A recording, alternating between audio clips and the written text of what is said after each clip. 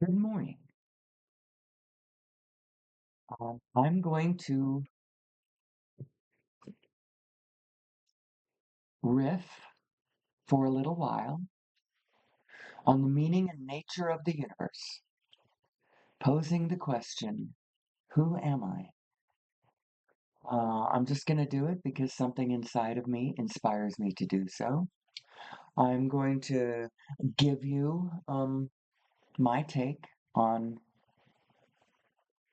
the meaning of life, which, of course, what nobody should care about my take on the meaning of life. However, I've given this a lot of thought. And I'm sure that if you somehow the universe has found you, you are someone who has given it a lot of thought too. And I'm just going to jump right into this thing that I do. My girls and I called a version of this flying. It's a non-resistant thought place. You take the plane off the ground, and then you end up in a space where you are just riffing without resistance, discussing stuff. The resistance does to any of it doesn't come in. You're in a space where you're assuming that all is well, that everything unfolds the way it needs to unfold, that in some mysterious manner, every single thing you have ever done, no matter how good or bad in conditional terms you might be, every single thing that you have ever done has been blessed. There's a part of you. So let's just take this apart. And I don't mean to be grandiose or pedantic about any of this. I'm going to pull from thought forms that I'm sure that all of you, if you're listening to me, have explored at some time. It all converges.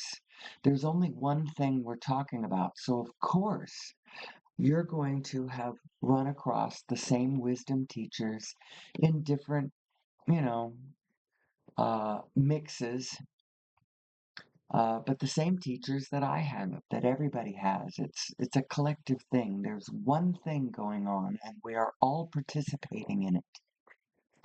And the way that you get a handle on this is through your imagination. It's through your imagination. That's how you can imagine, you know, how it all fits together, what it all is, and what it all means. And at the center of all of this, the most important question that just keeps coming back over and over as you discuss, the nature of reality, the nature of source energy, the quantum field, the configuration of who I am, my soul, my oversoul, my physical self, and then my cosmic vibrational self. My cosmic vibrational anatomy, and how that is informing my terrestrial conditional anatomy. You know what I mean? So we're going to talk about all of that. The question that looms at the center of all of this is, who am I? Who am I? So I call my little show, my little riffity riff, Who Am I? As I spend 1 to 2 hours, or I don't know, it's been very fluid, and I haven't been posting much. And I'm very, very archaic and rudimentary with my technology. Well, here I have what I call alien library. I love this picture, and I imagine myself in this cozy space. Um, I call it alien because somehow I imagine that on the other side of that is it's actually glass, and that's underwater. I don't know. It just seems very foreign to me, and I like it. But I haven't, I don't do some of the most basic things that I could do with the technology, like make, um, well, you've seen it. Here I sit on my one screen, and I'm sorry about that. But I am working on content. I want to talk about the meaning of this moment that in time, where there is a very strong authoritarian threat hitting American democracy, and what it all means from this unconditional, vibrational, non resistant place. In other words, we are not coming at any of this from any specific thing. This should not have been, or this should not be. We're not looking at it conditionally. We're looking at it unconditionally, or actually, I don't know if this already is a word, but if it isn't, I'd like to coin it. It's not just the unconditional position, but the pan-conditional position, as in not assuming that I can see all the points, but the pan-conditional point is a place where you are assuming that all perspectives are valid from the point of view being that they are simply a point of view. And I cannot, no matter where I'm standing on the grid, I cannot point to anybody else's perspective and say, your perspective, you are not seeing what you are seeing. I can't say that. Your perspective is fine. How you are interpreting it with your analytical mind, on the other hand, could very well be out of alignment. In a way, the machinery of your analytical mind is in a way perfect if you would set it up perfect. It is an absolute perfect assistant, a perfect faithful servant to the intuitive mind, as Einstein would have put it. But you have to get it into alignment with your greater mind, which is also you, which is more in touch with the material world and what matters in it, literally, to you, matters than you could ever be. And so you need to put your two minds into the proper order.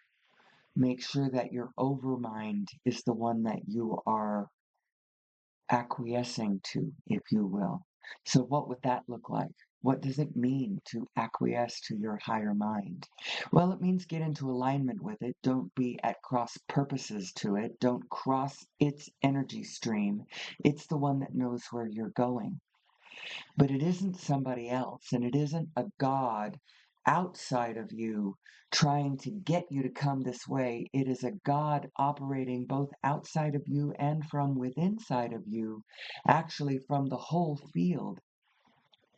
And if you would but listen to it and follow its personal direction to you specifically, then we could all get ourselves here on planet Earth in better order, in a kinder order, in a more natural and blessed order.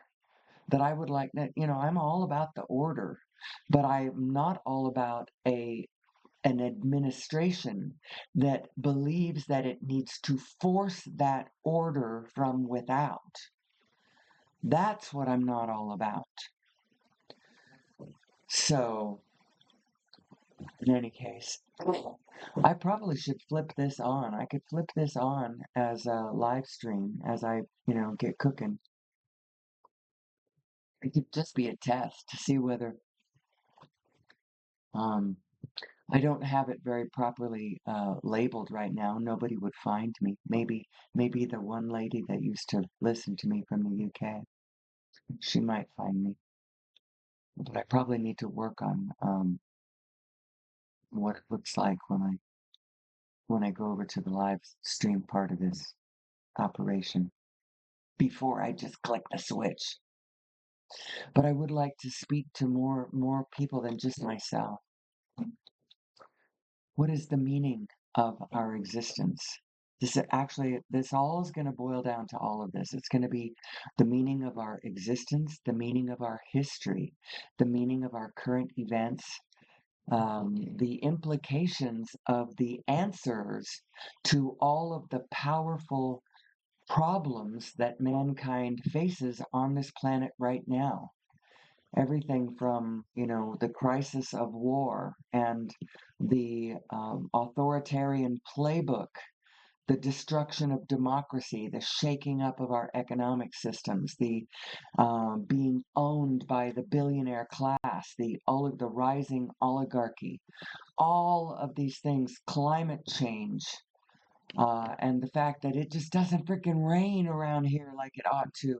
We had what, you might call it rain. It was rain. We got to, but we overly celebrate,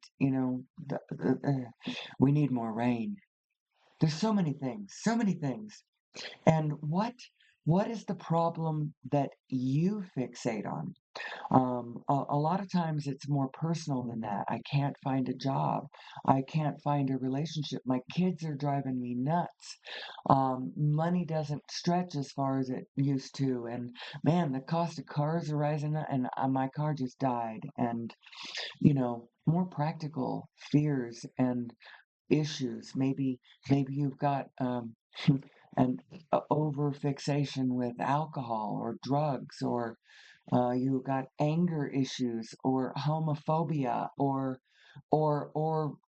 gender dysmorphia or body dysmorphia, or do I need to name more? There's Garbage Island in the Pacific. There's, the way Korea treats food dogs. Oh my God. You could just go on. Orphaned elephants, drowning polar bears. Okay, I'm done. I'm done. But there's a whole lot of shit going on out there that we need to address as human beings.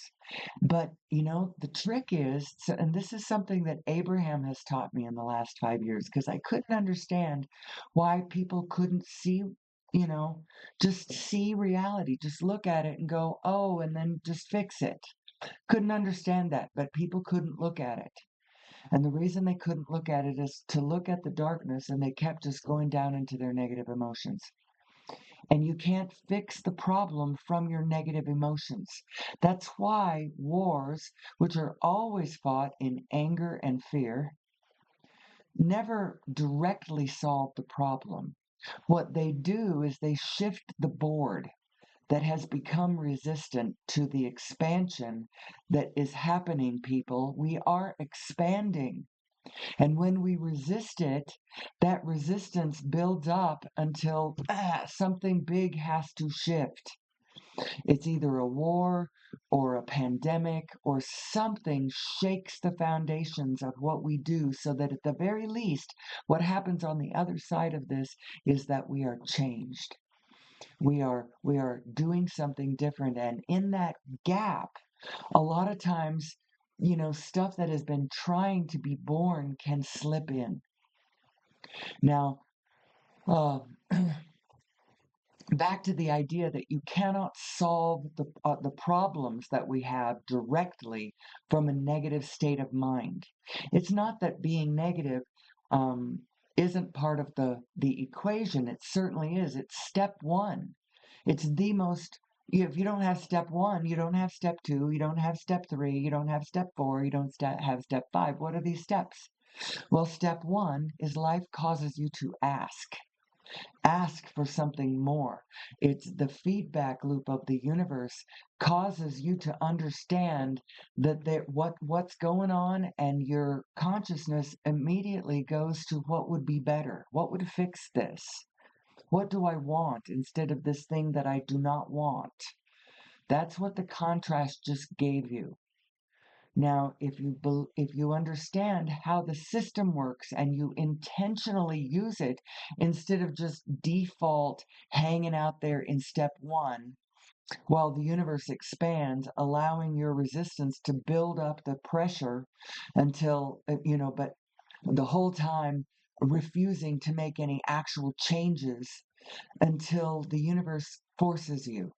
It shakes you up. It shakes up the order of the alliances around you.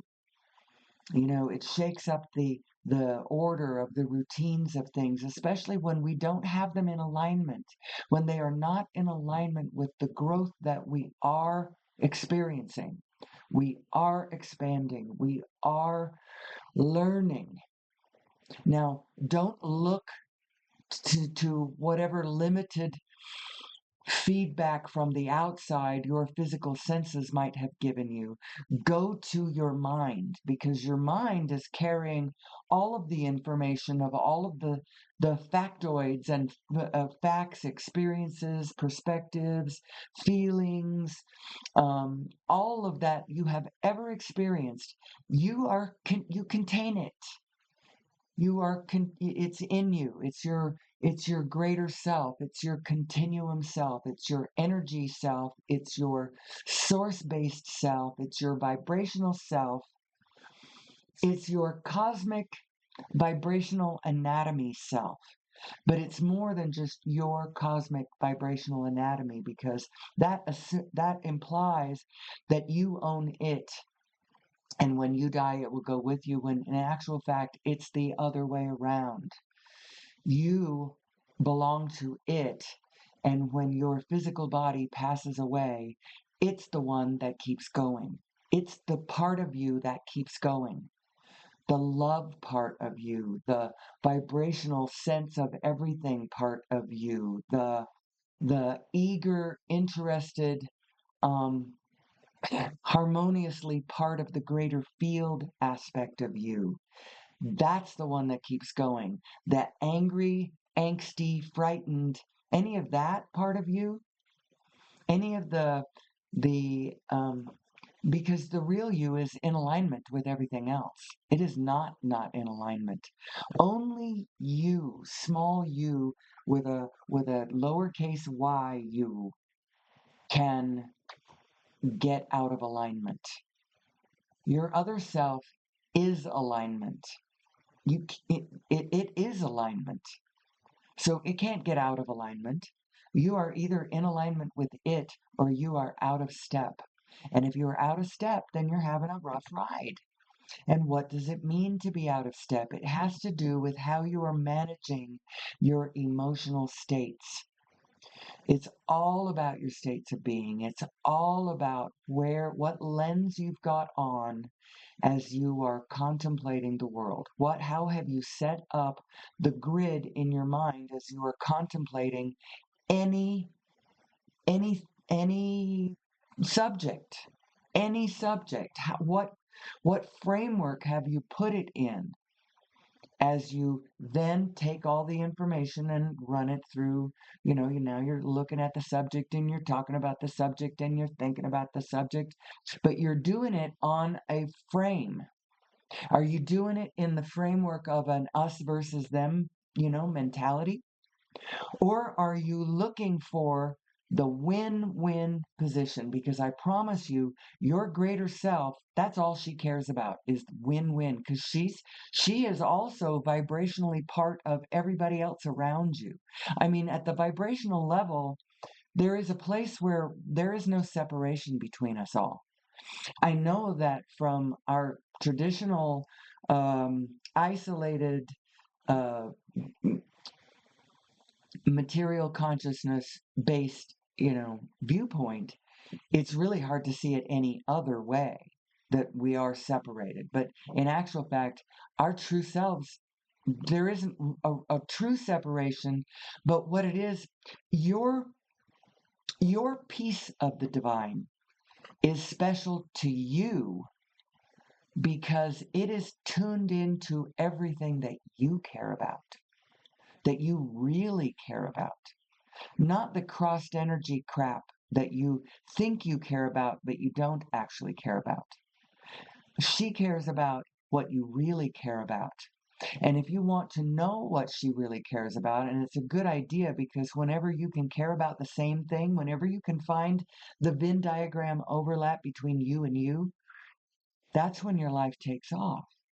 That's you in alignment with the greater field. Because if you are in alignment with your greater self, she is alignment. So you don't even have to worry about the rest of the field. You are in it with them when you do that. You can just relax in a way and focus your attention on staying cool with yourself. Now, there's two aspects of this alignment with yourself. The first one is one that Abraham talks about a lot, which is you aren't in alignment if you are in any state of negative emotion, because your state of negative emotion literally is being caused because your two minds are thinking too far apart from one another. And you're never going to change your higher self from looking at the things she's looking at. So the only way to achieve the alignment is you've got to change your thoughts. You've got to find thoughts that agree with yourself. And unfortunately, or fortunately, I don't know, this is just the way it is, your higher self is pure positive. She's always looking at the bright side. She is frisky. She is an eager beaver. She sees possibility everywhere. She knows that every other being around you is a potential playmate in this game of hide and seek, this game of love and um, um, false duality. It isn't really duality. The duality actually adds to a greater whole that is just a oneness. There's just one thing going on here, and everything plays into it. It's all of that. Your inner being knows all of that, and she's got all kinds of ideas about how to make your world better, more comfortable, more beautiful, more pleasant, more fun, more accessible, more safe. All of the things that she wants. And frankly, that's all the real things that you want too. And quite frankly, it's all the real stuff that everybody else wants too. But they've got their analytical mind all gobbed up in, funny directions, and they let it take themselves into negative places, and they don't know what the negative is about. I'm not saying anything to disparaging against the step one moment. It's important. It's necessary. We have to have a bit of a dose of what we don't want in order to fully and clearly understand what we do want. And you could look at the current administration right now as that. That's what is playing out right now.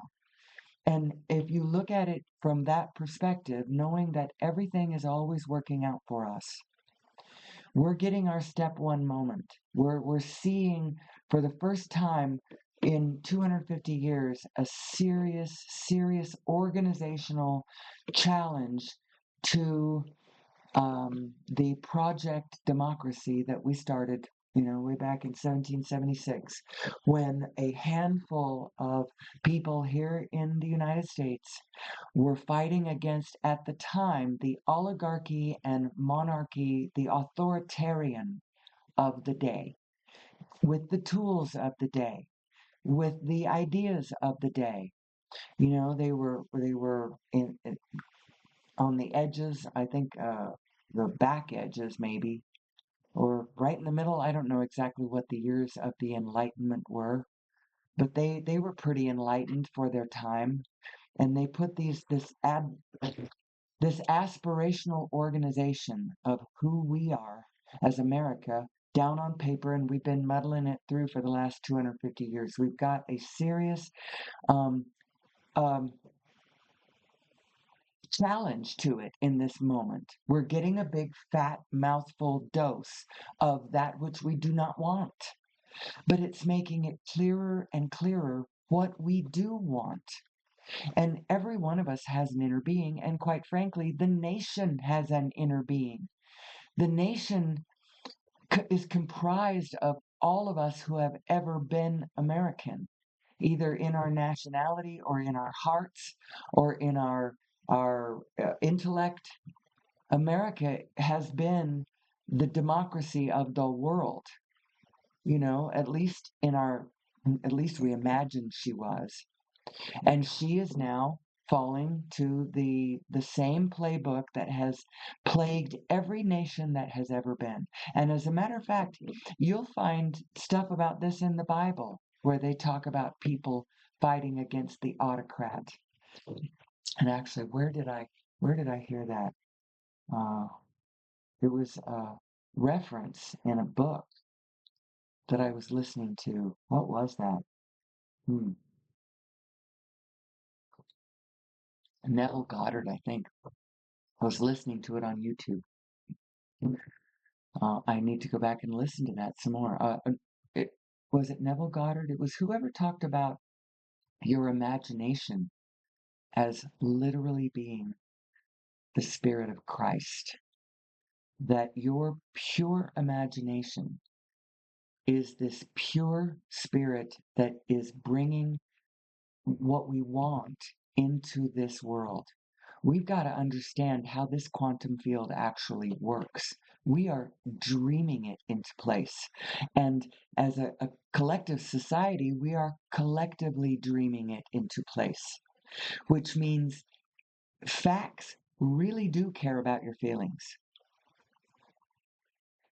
As a matter of fact, your feelings are the most important thing. It's the lens you're putting on as you face the grid, and then now I didn't get past step one. Let's say step one is contrast causes life. Life contrast causes you to ask for something better, for something more. That is us expanding. Actually, the expansion part probably is step two, where source answers us. We ask, source answers. In that answering, we all expand. We are expanding. And our higher self sees nothing but the possibility, what's interesting, what's loving, what's kind, who all's playing, where they all are, what they all want, what we could all be doing. Do you know that the field, the divine matrix, contains the capacity for synchronicity that we have not even begun to scratch. And I'm telling you, that is going to be so much fun when we get there. The way we can play with this, but we've got to understand who we are before any of us are going to start playing with this, which is why I want to jump straight to it, because it is the implication of the solution to every problem that humanity has. Being able to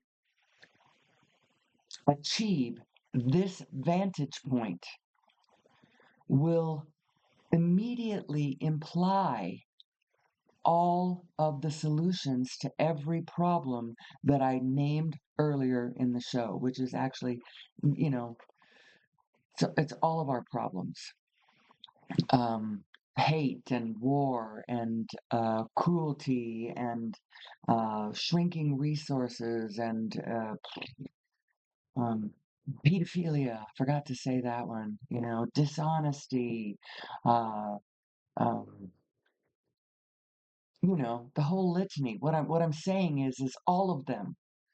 Don't get into any. I'm not. I don't want to get into any specific um, details about the specific grievance that you are looking at in this moment just yet. I mean, that's not where I want to be. I want to stay out in this dialed out, more general space that is including the solution to all problems.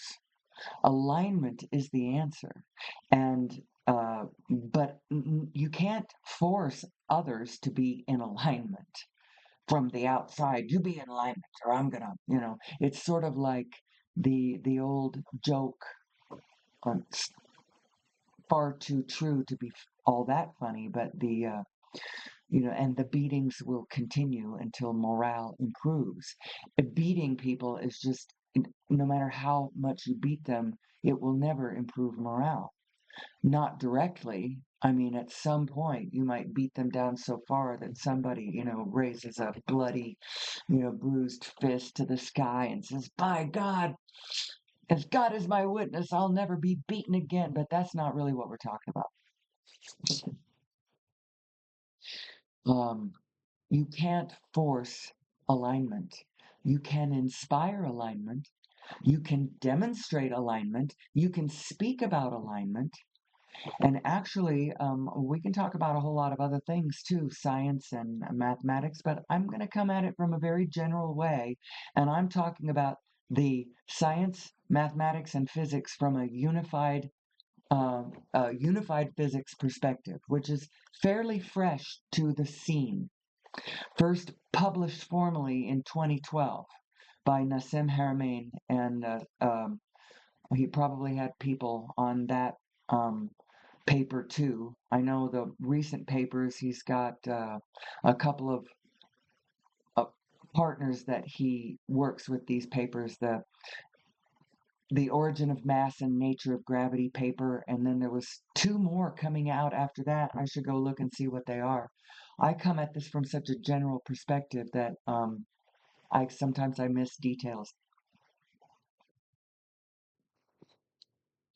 but that's all part of it too, because it's one universe, and the universe in which the mathematics of the unified physics works is the same universe that I am a vibrational being in a vibrational universe with two minds that are either in harmony and resonance with one another with their wavelengths um, constructive and building on one another, or I am more of a separated person where my greater self is thinking, higher, more interested, more hopeful thoughts.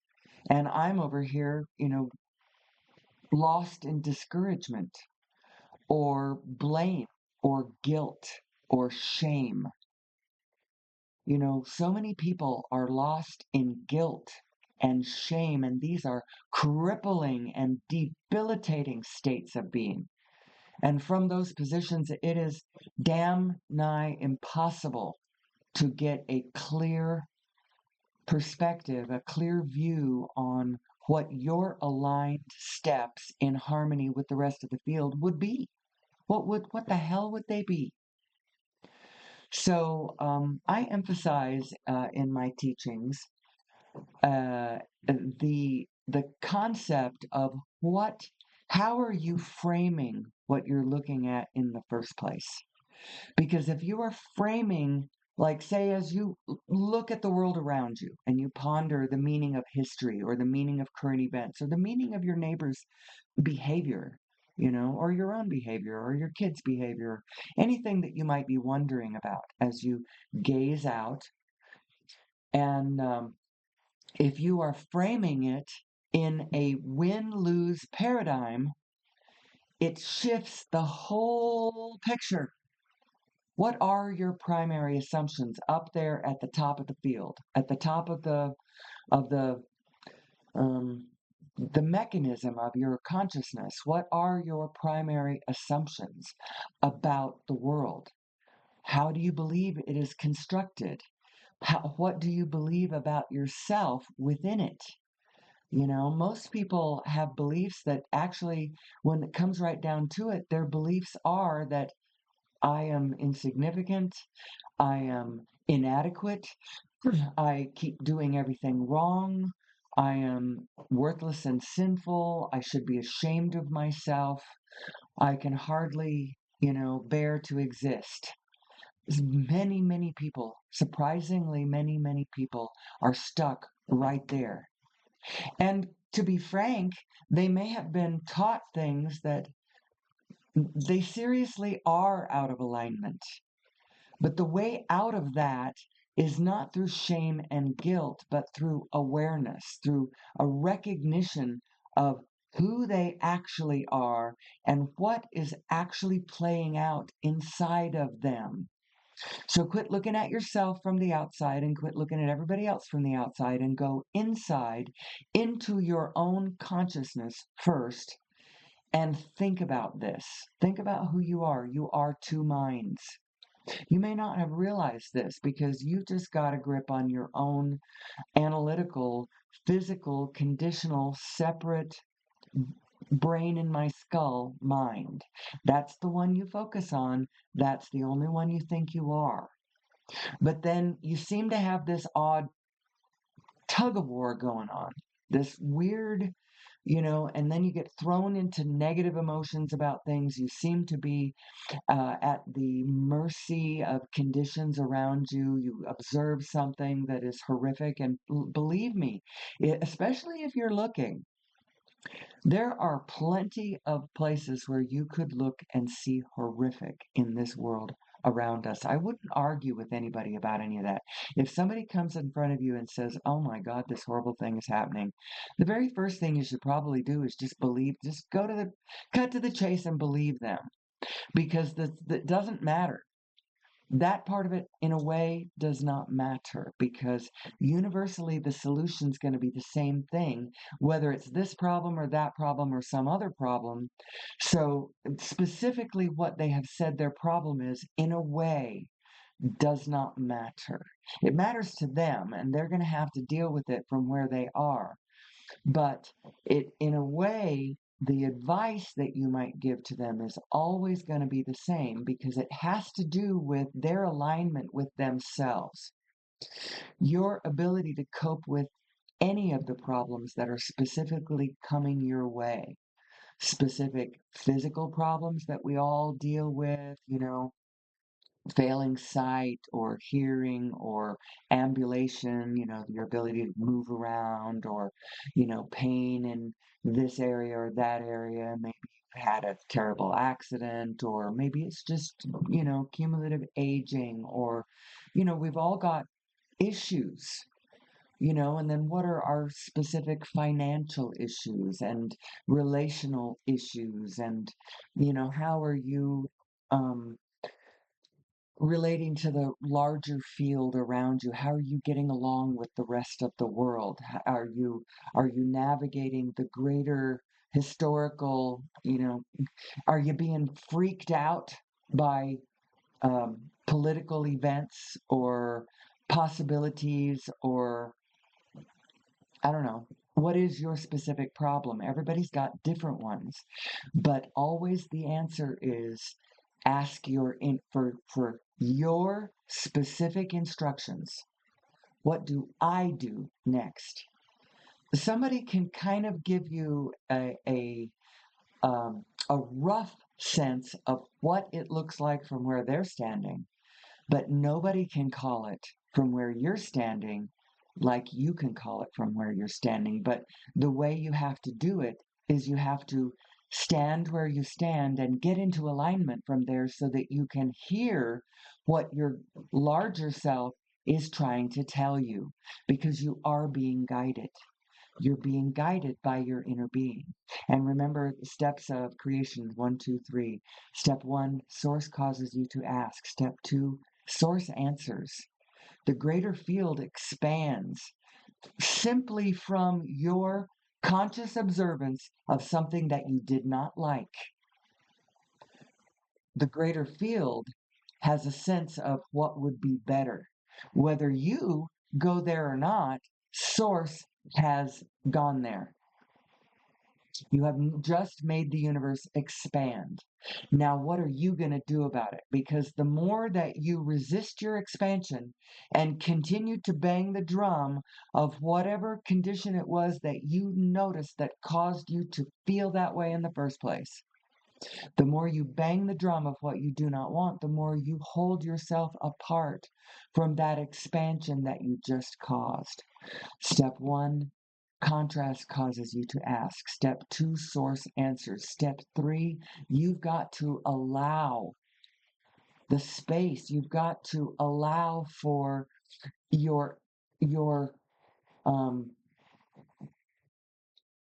for your expansion to take. You've got to get into a state of allowance, so that you can allow it to come to you.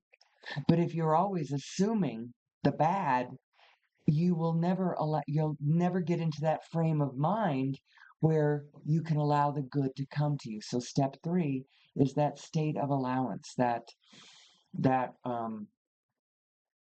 surrender. It's not really, how does she put it? And anyway, step 4 is you get good at that, and step 5, so that you get good at step 4, so that you stay in that state of allowance more often.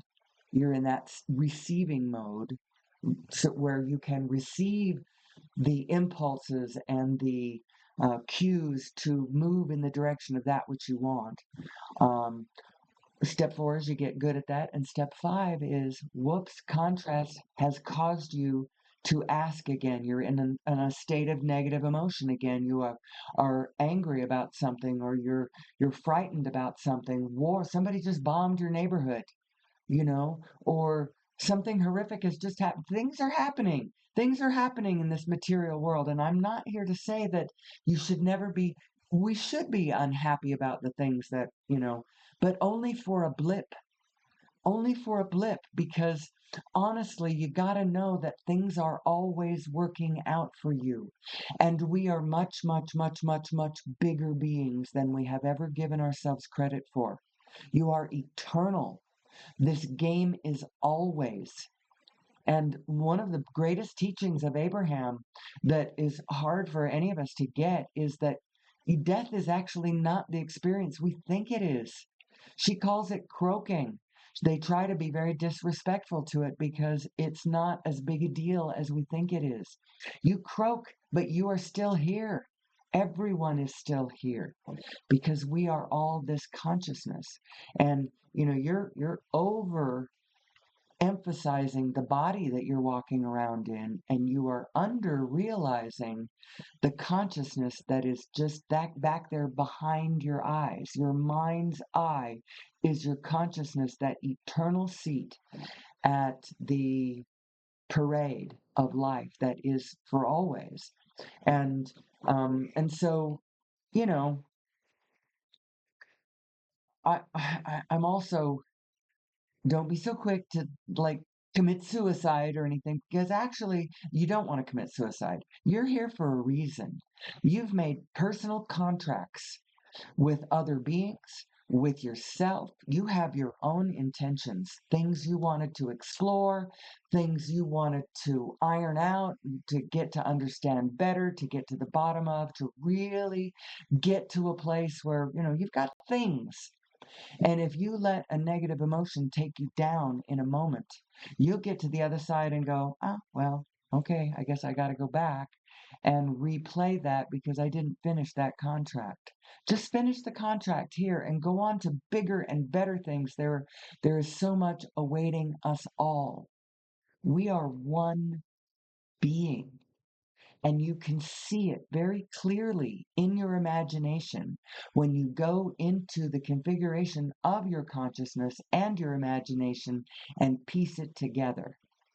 Piece all of the teachings together, all of your own life together, all of the meaning of everything. I call it addition consciousness, and it's not really for everybody. At some point, the things that you at first you add it all in. And then later you start becoming discerning to the positive and the negative, and you realize that the negative is an interpretation coming from a source that is positive. You can start translating their negative to the positive and then inputting it so that you're not always flipping your own switch, on and off, good, bad, good, bad, good, bad. I'm happy, I'm not happy, I'm happy, I'm sad, I'm happy, I'm sad, I'm happy, I'm sad, I'm happy, and you never get anywhere because you can't add in enough positive to get your own path to illuminate in front of you. You got to get a positive momentum going. You got to start understanding who you are. You specifically in your human body. What do you care about?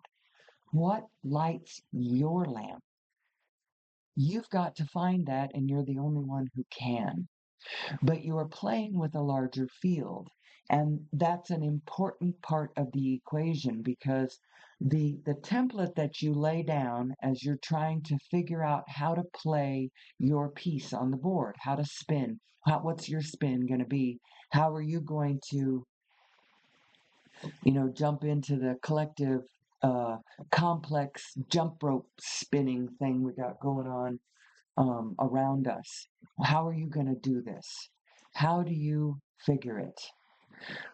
Well, we're going to back up to a real fundamental place, back to a fundamental assumption that if you assume one thing, you play it one way, you assume another, and you play it another way. And part of my teaching is it's really important for the order, for the harmonious, natural, loving, synchronistic, spontaneous, source-driven order that we would all, whether we know it or not, we all want to live under that system, because every individual would be wildly free to do whatever they want to do within the natural order. And what does that mean? Actually, I'm going to tell you what it means. It means you're playing the game from a win-win template. Win-win template, not just win-win, it's win-win-win-win-win-win-win-win. I am out to harm no one, live and let live. All in the field are blessed and here for a reason, because Source has brought them here. And now all I need to worry about is how to win myself. I the the template can be played where I win. And you know what? It plays best where I win if I can figure other people winning too, because the more in the field that are winners from your template, the more cooperative components you're going to get to whatever schemes you got. You can have some scheme that involves the entire neighborhood, and it's going to be a win, win, win, win, win, win for everybody. And as soon as people understand what you're saying, they'll all get on board. Well, that's what the problem is. People in their consciousness, we got warring philosophies going on right now. The philosophy of the people in charge in Washington right now, their philosophy is what's the problem. Their orientation on their approach. They are looking at the whole thing like a win-lose game. And if you're thinking of it as win-lose and that's the sacred order and I can't do anything about it, I just want to make sure I'm a winner, I know that I need to be a winner. I know this in my soul that no matter what happens, I am a winner. And they're right about that. That part about it, they got it right. Where they've got it wrong is that they think that it's a win-lose, and so we need to have a bunch of losers out there, and they're creating losers. They're creating people who are losing in this game. They're losing their livelihood. They're losing their status in society. They're losing their safety. They're losing their faith in the system. They're losing. They are losing. We are creating losers, and we need to stop it, because that's not how the game needs to be played. As a matter of fact, the universe is so freaking beautifully responsive and reflective that however you play it, that's what it's going to echo back. And you're gonna see all the losers on the field in front of you, and you're gonna say, "See, I was right." Winners and losers. And if you aren't a winner, you're a loser. And I do not want to be a loser. So F that. And they are out for our blood. So I'm going to stay on the winning side, because I've got to play this to the death. Because by golly, you know, well, the problem is that template. That template of polarization is what just did it to you. Because polarity is actually, and energetically speaking, and in physics even, the spin of the polarity is the problem, not the actual person it's not the actual Nazi that's the problem. It is his philosophy that's the problem, and his win-lose and his deep allegiance and affiliation with his own dark side, his own negative emotion side. But that circles us back around to a place where we need to understand what our positive and negative emotions even are. What they are is every single one of us is source energy. This loving, pure positive, pure forward-looking, pure eager, interested possibility, this energy of life moving forward, this energy of the universe expanding, this continuum of information exchange from the quantum to the cosmological level ad infinitum, all through eternity. That's who you really are, and it's who everyone else really is too. Even Hitler, even Trump. And the explanation of how dark they get comes from an understanding of who we are and these two minds that are either in alignment or they're completely out of phase. And when you get them completely out of phase, absolute to the polarized 180, there's a kind of synchronicity from the negative direction that locks in. And then there's this thing that plays out in the field around us, this play on the stage of the field around us, this authoritarian plutocracy, this oligarchy, this us versus them, this win-lose thing. It all is one thing, people. And when we understand what's playing out and who we are and how this works, we can get past this. And on the other side of all the destruction of all of our beloved organizations, institutions, and resources, which, quite frankly, even though there may have been enormous parts of them that were valuable and that were good and useful, and certainly it was all baked into the cake of the way we were ordering our society, how information was flowing and how people were getting their paychecks on a day-to-day basis. All of that very true, but there was poison at the center of a lot of our institutions within the framework, because they were started by people who were not in alignment, who did not understand alignment. And then when they started the institutions, there were,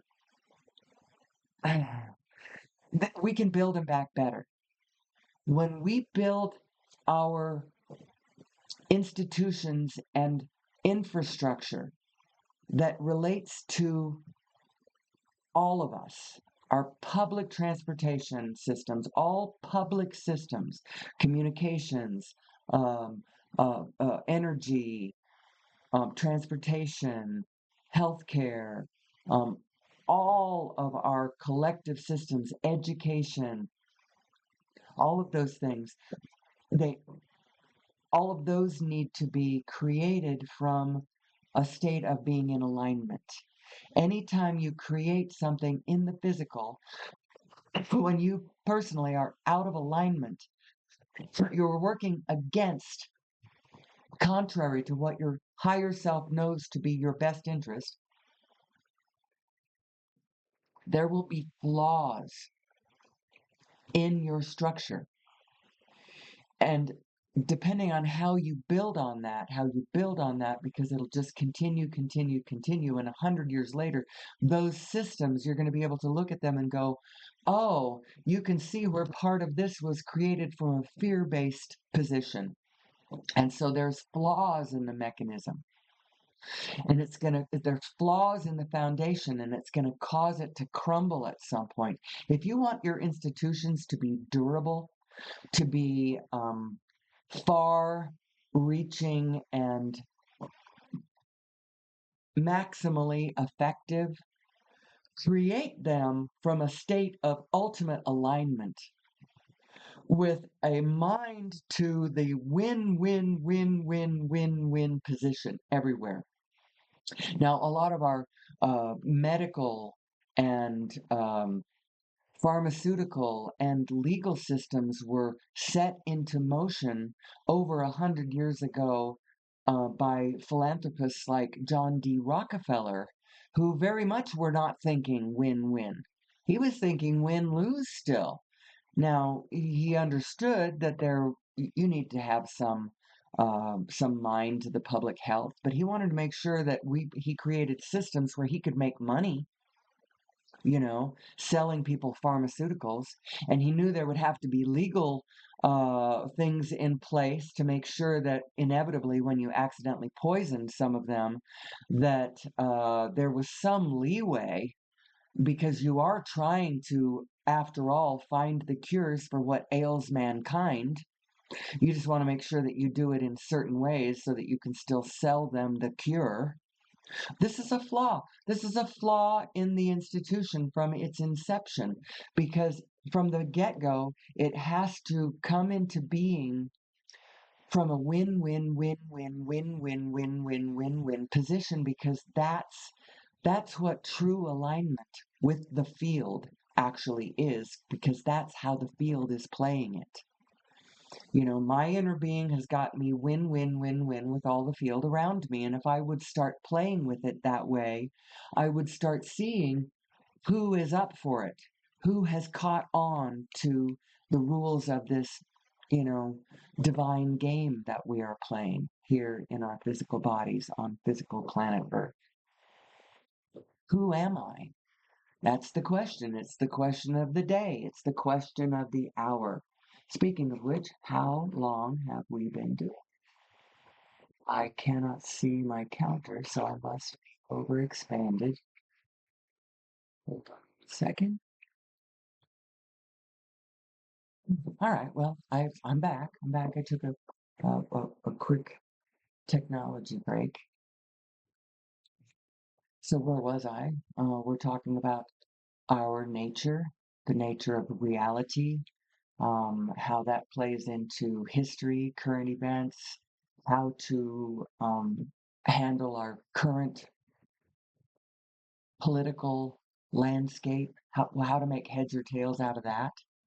What we really need to do is we need to bring MAGA back to their senses. We need to bring us all into better alignment with our own source and them too.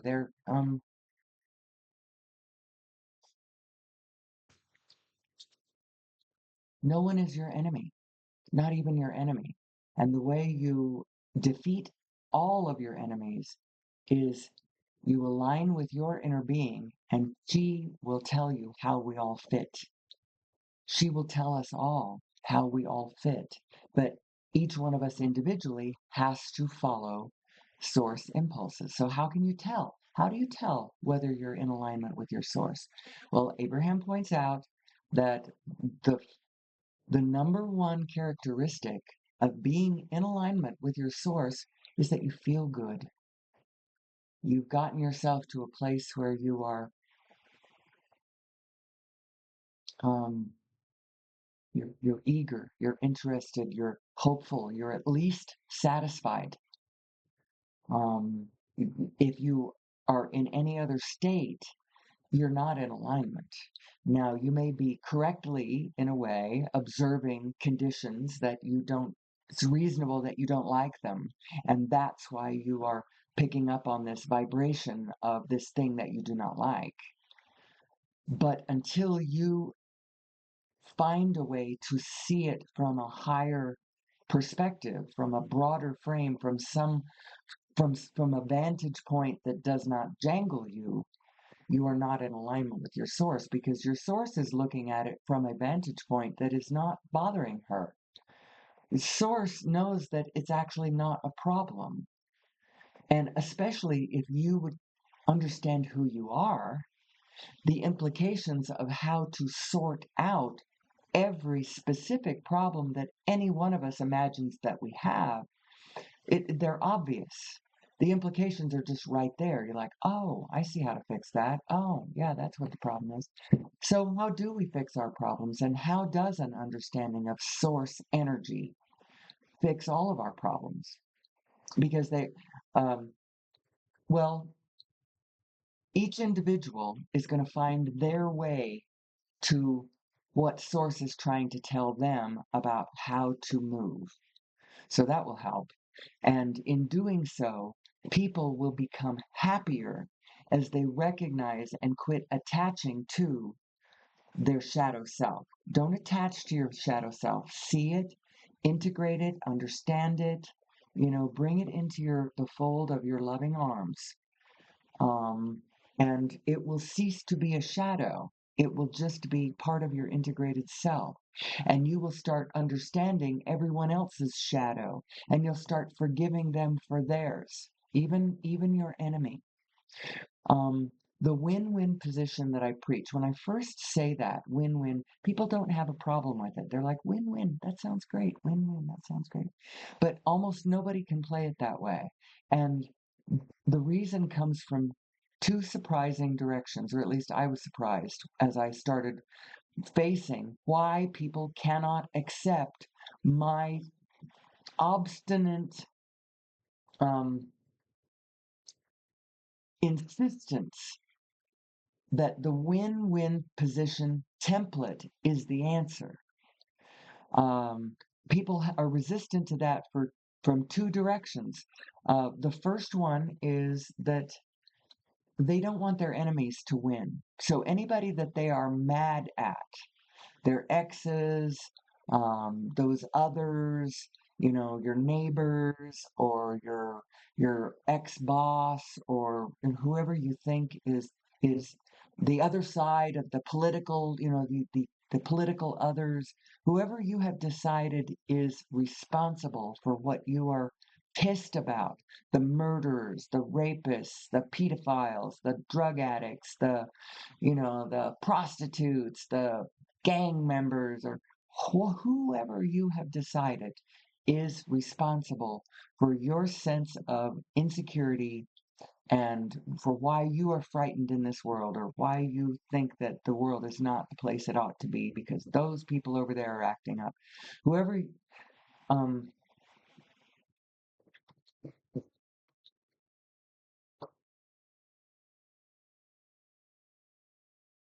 those people are the ones that you have the hardest time allowing them to win too.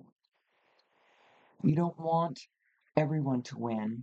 You only want everyone on your side to win, and you want the others to eat it, to suck it, to, whatever. You cannot abide imagining those who you have believed are your enemies. You don't want them to win. So there's that. That's kind of easy to understand. You don't want you don't want Kim Jong Un to win, even if you could figure out how Kim Jong Un and every Korean person and every nation around Korea, and everybody else, if you could have a template where we all win, including Vladimir Putin, including President Trump, well, it's hard to imagine that from the outside. You actually can't imagine that from the outside because they're all playing it from a place where that's not going to happen. But so um, the first obstacle to the win-win is that you don't want your enemies to win. But the second one is actually more surprising, and it comes from the fact that so many people feel insecure and inadequate and unworthy and small and whatever. They can't deal themselves in. They can see, you know, this project winning, or they can see, I don't know, something winning, maybe America winning, but I've got to sacrifice myself in order for America to, or I don't know. They can't deal themselves in. And if you don't deal yourself into the win, then you haven't made the the highest use of where your greatest field of information actually is, which is right where you are. You know best what would make you happy, what kinds of things tickle your fancy and float your boat and you know pull whatever the other expressions to describe lighting you up from inside. What is your bliss? What do you like? What do you want? What would be fun? And how can you tap into that in a pure way and then bring it to life in this world around us? That's what everybody needs to be doing.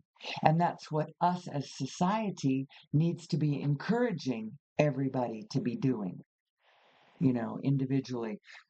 And when we create our order from that position, that's when the world is a blessed place to be in. And I'm not kidding. That is peace on earth, goodwill towards men. That is heaven on earth. That is That is what we are aiming for. That's where we're headed to, actually. But humanity is so resistant. It's our resistance, our assumption that it's all going awry, that things should not have happened. This should not have happened. I should not have happened. Everything should have happened. If it's happened, it should have happened. It is a part of the source matter. And it matters, literally. And this is a way you can think of yourself too. Because if you are in material form, that means with the Planck field around you, you are in organized concert with all of the rest of all of what else is in materiality all across the universe. You matter. It matters that you are here. Source has brought you here. Now, how do you live your life? Well, the first thing I think that we all should do is understand who the bleep we are, who the frick we are. Who am I? Who am I? Who are we? And how does this whole thing come together? Uh, how does it all work? Um, there's more to be said. I have some bits and blips that I've gotten from all kinds of different teachers. There's a list of basically all the things that we need in materiality. And if you cover this list and stay in alignment with your inner being, as you accomplish this list, you fall into alignment with all the rest of the field. Now, you cannot subvert your own preferences and desires in all of this. You have to win too.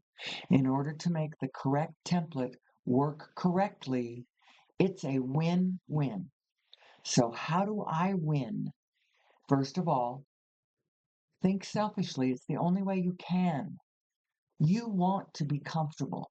You want to be loved. You want to be safe. You want to be playful and joyful. And you want to be energetic and um, relevant. You want to be gainfully in activity. There's all kinds of things you want, and there's nothing wrong with you wanting any of or all of those things. It's when you want those things and then you go forth and play the field as a win-lose game, then you create a bunch of losers along with the winners instead of a field of winners, winners, winners, winners, winners. Now, you may not have realized that the template could play as a win-win. But it does. Your inner being is playing it like a win-win all the time because vibrationally speaking, she is the whole field. She carries the information of all of us. But from where I'm concerned, my inner being is like my giant. It's my link to the divine, my personal hand to Jesus, my personal connection to God, you know, and I am that. But in humility, I understand that you are that too. And my inner being is trying to lead me to a place where we all win. Our transportation systems are good. Our communication systems are clear. Our information systems are beneficial to, we all have equal access to resources and education and healthcare and safety. And because we are one being, people, we are one humanity with a capital H. We have been on this planet for a period of time. I have a subset of informational teachings where we discuss the fact that I believe that we are genetically modified, and there's some pretty right out there, easy to comprehend evidence thereof that it is it's the kind of thing that you don't have to be a specialist to appreciate and maybe scratch your head and go, you know what? I think maybe we have been genetically modified. And in a way, that's neither here nor there, because the fact is we're here. However we got here, we are here. But also, when you understand that we might have been genetically modified and why they might have done this to us, it does support the the perspective that I am putting forward here, which is that we are two selves. There are two of us here. Our analytical, physical, conventional, separated self, but then there is a greater mind that you have too. And this is the meaning of your positive and negative emotions. When your thoughts, the thoughts that you and your small self pick, are too far away from the thoughts that your higher self is always thinking, that difference, that discord in the resonances, in the frequencies, cause a lack of that. It doesn't feel good.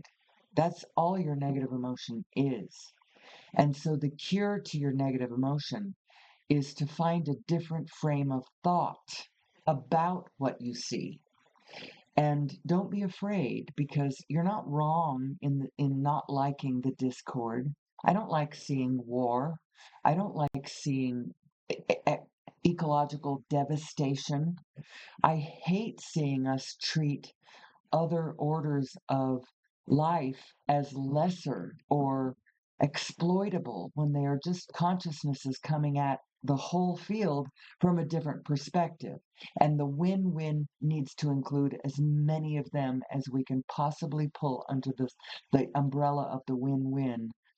The win-win that covers the greatest number of other individuals. They become cooperative components to all of our desires too. The bugs we don't like, feed the birds that we do like. And, you need to have, all of us need to be here. Allow source to sort us out. That's the lesson. That's the lesson. So how do you do it? How do you do it?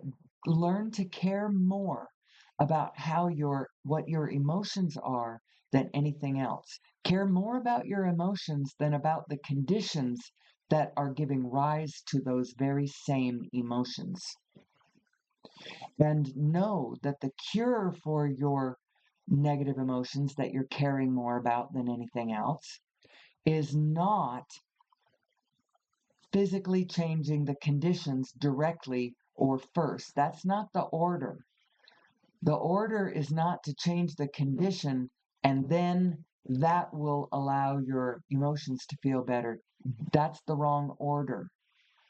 Change your emotion about it, and you will find your way to the conditions that you prefer. And the universe at the same time will start morphing and feeding and reflecting back to you this better emotion that you are bringing to the field. The facts absolutely care about your feelings. The old flippant, facts don't care about your feelings. The facts absolutely do care about your feelings. And what you care about, what you want, is it also wants you. So that's the truth of this beautiful divine universe that we're in now. You might say, sure, but how is that gonna fix the authoritarian problem? How is that gonna fix the energy crisis? How is that going to fix anything, actually? Well, I'm going to tell you how it's going to fix it. When you understand, you really get it through your thick skull that the mathematics of unified physics have been done, and there is a mathematical understanding of how the quantum field is actually the same thing as the cosmological field, and how they play together, the micro and the macro, and how you and your consciousness is standing right in the center of all of that. When you realize what gravity is actually, the way I put it, it's kind of poetic, but I feel that this is somehow literal, that love, both love and gravity, are both, they're the same thing. And what they are is the pull of the shared point. That shared point at the center of everything, where it is understood that the whole field plays like a win-win because it is all connected. It is all one thing. Our history, our current events, and our future, they are all one story. And if you want to understand the current events of the day, study the history of yesterday. But you also have to add into that, who am I? And you have to take into consideration the framework of the philosophy that you bring to the consciousness table as you examine the facts and imagine, the history and the current events and the future and all of that. It all plays together. And if you're looking at it from a win-lose perspective, you're going to see it way different than if you look at it from a win-win. Are you seeing it as an expanding, infinite universe, or are you seeing it as a win-lose, zero-sum game, finite pie universe? Makes all the difference in the world. It's the philosophy that's the problem. That win-lose philosophy creates scarcity consciousness, which creates scarcity, frankly. It's easy to have scarcity consciousness when we're creating scarcity everywhere we go, and a freaking abundance of scarcity, because we are actually incapable of creating anything other than abundance. And we are creating an abundance now, but it's an abundance of scarcity, which looks like scarcity, but it still is abundance. We just need to shift this around, folks. Shift it around. How do you do that? Well, spend some time with yourself, asking yourself the question, who am I? And ask yourself whether any of these things that I have been speaking about, whether they resonate with you or not. As you take your own personal journey, your personal who am I journey in all of this. So, I think that's enough for today. I have done a very good job. I am an hour and 17 minutes in, and I haven't been broadcasting much at all. We did take an international trip. I was gone for 3 weeks, Iceland, Scotland. Had a very good time. Came back, fresh perspective on life and the meaning of it all. I will post this one. I will think about changing the title so that maybe somebody might find me. In any case, I love you much. I wish you well. You are a part of me as I am a part of you, so I better wish you well. We all do better when we all do better. And until next time, may the source be with you.